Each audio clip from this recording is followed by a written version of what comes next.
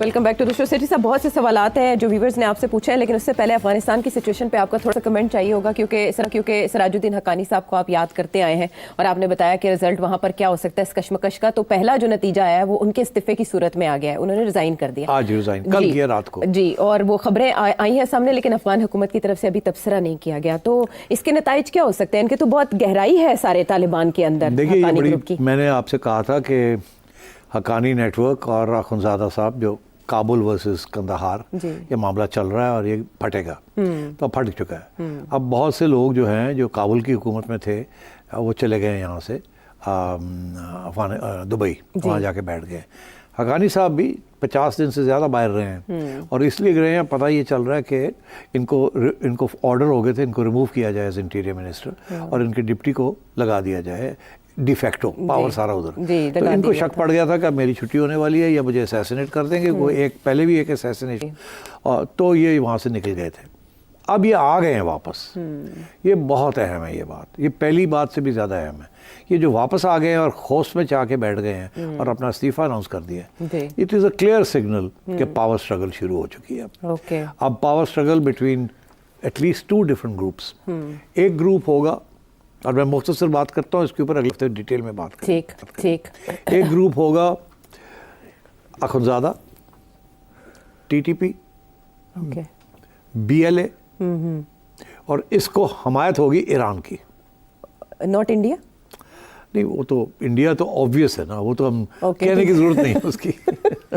چلے میں کہہ دیتا ہوں, انڈیا اور ایران ول سپورٹ ملا ہیبت اللہ گروپ. یہ ان کے جو الائز ہوں گے وہ ٹی ٹی پی ہوگا اور بی ایل اے ہوں گے. Very strong. ٹھیک, یہ 5 کا گروپ بن رہا ہے.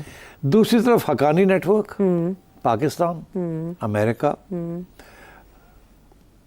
اور 3-4 گروپس ہیں وہاں, جو کہ رشید دوستم کا گروپ ہے, اوپر تاجک ازبیک گروپس ہیں, شمالی اتحاد, وہ سارے ان کے ساتھ آئیں گے. ازبیکستان کے بھی لوگ ہیں اور قزاقستان کے بھی ہیں, وہ سارے گروپس ان کے ساتھ جائیں گے. تو اب آپ دیکھیے گا کہ صورتحال وہاں بگڑے گی, اور اچھی خاصی بگڑے گی. اور شاید اس میں اب 2 صورتیں ہو سکتی ہیں, اور یہیں آج بات بند کریں گے ہم. ایک تو یہ کہ ایکٹیو لڑائی جھگڑے شروع ہو جائیں گے, یا سلیکٹیو اسیسینیشن شروع ہو جائیں گے. اب کیا ان میں سے کون سا پہلے ہوگا؟ کیا سلیکٹیو اسیسینیشنز ہوں گی, ریزگنیشنز ہوں گے, لڑائی جھگڑے اور بعد میں ہوں گے, یا اسٹریٹ اوے آپ سمجھیں کہ دونوں مورچے ڈگ کر کے اور کابل والے گروپ والے لوگ وہاں لڑائی جھگڑے شروع ہو جائیں گے. اور اخنزادہ صاحب نے تو آلریڈی اپنے بیس ایریا کو پکا کر لیا ہے, ان کو فکر ہے کہ ادھر سے اٹیک نہ آئے, تو تختہ نہیں الٹا جا سکتا ان کا. تو میرا خیال ہے کہ اب پاور اسٹرگل شروع ہو جائے گی اور یہ وائلنٹ ہو جائے گی. رجیم چینج نہیں ہوگا؟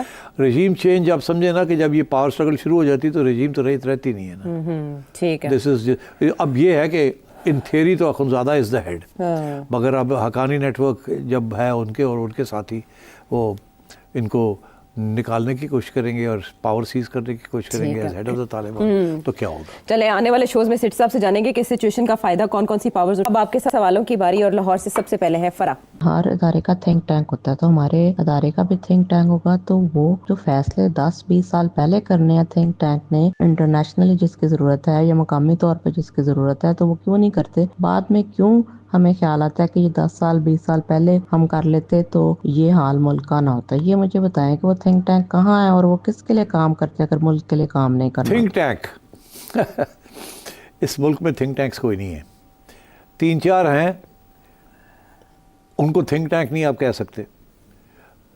انسٹیٹیوٹ آف فلانی اسٹڈیز اور انسٹیٹیوٹ آف فلانی اسٹڈیز اور foreign office institute, bureaucrats, retired bureaucrats بھر دیے ہیں, جو کہ ایک انڈیپینڈنٹ سوچ نہیں ہے وہاں, اور وہ صرف وہی ہے کہ جو ریاست کے بیانیہ ہیں اسی کو چلاؤ, کوئی چیلنج نہ کرو, کوئی نئے فریش آئیڈیاز نہ لے کے آؤ, نتھنگ.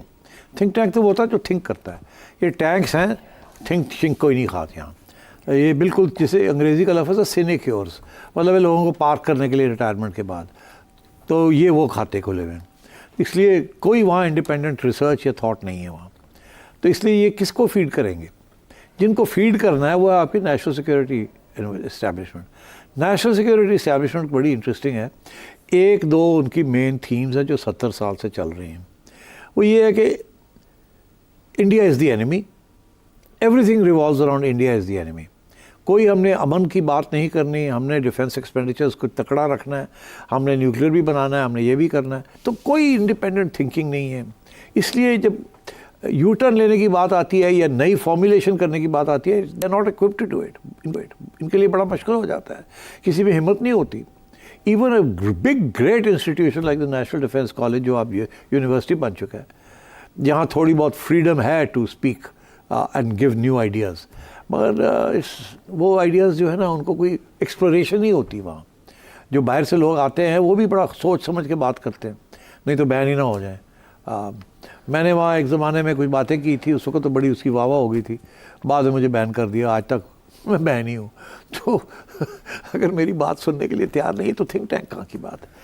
تو اس لیے آئی ایم افریڈ یہاں کلچر ہی نہیں ہے تھنک ٹینک کا. یہاں کلچر ہے جی حضوری کا, یہاں کلچر ہے اسٹیٹس کو کا, اور وہی چل رہا ہے اس وقت. اس لیے اگر آپ سمجھتے ہیں کہ یہاں کوئی فریش تھنکنگ ہوگی, especially on national security issues, very difficult. جو نیشنل سیکورٹی اسٹیبلشمنٹ کے لوگ آتے ہیں نا, 3 سال 2 سال کے لیے آتے ہیں ایک عہدے کے لیے, آپ کا خیال ہے وہ کشتی کو ہلائیں گے؟ سوال ہی پیدا نہیں ہوتا.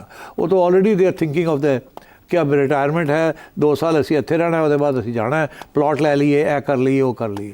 دیر is no incentive for fresh thinking and for new policy formulations. امریکہ میں تو the whole notion of think tank تو امریکہ سے نکلا ہے نا, کہ جی فیڈ کریں into the establishment, new ideas, new processes, research کریں, یہ بتائیں. یہاں تو ہے ہی نہیں وہ. تو ایک زمانے میں ہمارا planning commission used to be your economic think tank. Ayub Khan کے زمانے میں ہماری پلاننگ کمیشن آف پاکستان ایک بہت اہم ادارہ تھا. وہاں 5 ایئر پلانز بھی بنتے تھے, سب کچھ ہوتا تھا. اب اگر پلاننگ کمیشن بھی ہو گیا, I am sorry to say, there is nothing there also. So therefore اب there is a poverty of philosophy, اور انفارچونیٹلی پاورٹی آف فلاسفی جو ہے leads only to one thing, the philosophy of poverty. یہاں philosophy of poverty کو کسی نے سمجھا ہی نہیں ہے کہ جی غربت یہاں کیوں ہے اور اس کو کیسے ختم کیا جائے. غربت کا فلسفہ ہے غربت. عدیل احمد, ہم پہلے آڈیو میسج بھیجتے تھے سٹی صاحب کو, پھر ان کی اسپیشل ریکویسٹ پہ ہمیں کہا گیا کہ جی آپ ویڈیو میسج بنا کے بھیجا کریں. تو الحمدللہ جب سے ویڈیو میسج بنا کے بھیجنا شروع کیے ہیں تو کبھی سڈنی سے گالیاں پڑی ہیں, کبھی کوئی ایڈیلیڈ سے میسج کر کے گالیاں دے رہا ہے, کبھی کوئی پاکستان سے الحمدللہ اتنے اچھے لفظوں میں یاد کر رہا ہے. ایک دوست نے تو آپ کو الومناتی فیتھ کا ریلیجن کا جو ہے وہ ممبر قرار دے دیا کہ جی وڈا تو آیا سیٹھی نو سوال بھیج دے ہیں. یہ میں جن کی آپ کو ایگزامپلس دے رہا ہوں, دس از دی کریم, مطلب پڑھے لکھے لوگ ہیں, سب ایجوکیٹڈ لوگ ہیں. ہم پچھلے کتنے 14-15 سال سے ہم بنا رہے ہیں ایک مائنڈ سیٹ, فلاں بھی چور ہے, فلاں بھی چور ہے, فلاں ڈاکو ہے, بس جس کے بارے میں جو ڈس انفارمیشن پھیلا دی گئی. اب سڈنلی آ کے اتنے سالوں بعد اب آ کے اگر ریاست چاہتی ہے کہ یہ پالیسی شفٹ کی جائے اور وہ نہیں ہو رہی, ظاہری بات ہے ٹائم لگتا ہے ہر چیز کو, تو وہ کیسے ریئیکٹ نہ کریں لوگ؟ بہت اچھا سوال ہے. آپ نے کہا 15 سال, میں کہتا ہوں 70 سال سے یہ کہا جا رہا ہے سیاستدان غلیظ ہیں, سیاستدان چور ہیں, گندے ہیں, اور یہ ان پیٹریوٹک ہے. اب میڈیا کے بارے میں بھی جب تھوڑی سی آزادی میڈیا کو ملی تو میڈیا کے بارے میں بھی یہی سوچ ہے کہ جو بندہ تنقید کرتا ہے یا اتفاق نہیں کرتا ان لوگوں کے ساتھ تو وہ ان پیٹریوٹک ہو جاتا ہے. تو آپ صحیح کہہ رہے ہیں.